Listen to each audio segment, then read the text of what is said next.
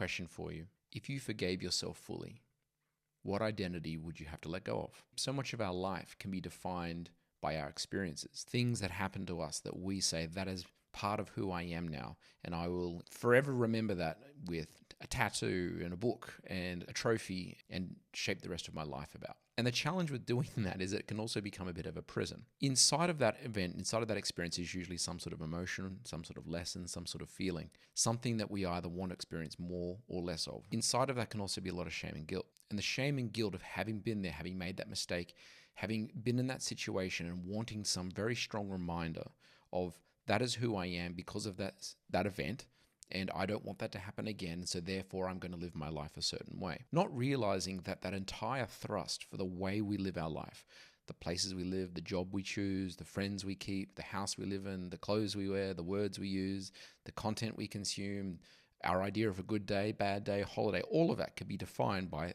those experiences. And yet those experiences, we can be holding on to them because of some sort of guilt or shame or some sort of punishment for ourselves. There are so many things in our life that we feel ashamed of, that we feel embarrassed by, things we wouldn't want people to know about us, that if it ever came out, we would, first of all, probably deny it or go quiet or try to hide in the bush and hope it all goes away. And if we couldn't, then we would come out swinging and we would come out fighting, trying to protect and defend our identity. People's power and their effect over us is all going to be governed and driven by the level of shame that we carry around for that thing. If we're at peace with the thing and someone accuses the thing and we say, well, yeah, I did do that and I did it many years ago, or I did say that, or I did feel that, or that was a period in my life and yep, I went through that. It doesn't change what happened. It doesn't change the consequences of it, but the power that other people have over us, it goes away. And it goes away because what we are doing is we no longer have guilt and shame to be leveraged by. Part of that peace, part of that personal power is being able to find those things in our life that we feel so deeply ashamed of, that have defined us, defined not only our past and our present, but also our future. And what would it look like to learn radical forgiveness for ourselves? That doesn't mean it goes away. It doesn't mean we can take it back. It doesn't mean that there aren't consequences for the things that we chose.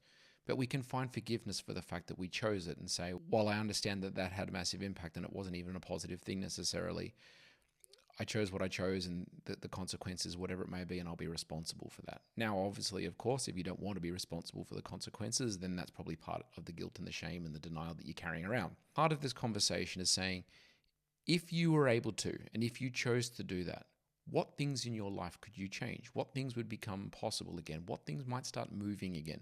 Things that you've already decided a long time ago could never ever be changed and never ever be moved. Suddenly you might find just move out of the way because the charge and the grip that they have over you no longer remain. That's my quick question for you today.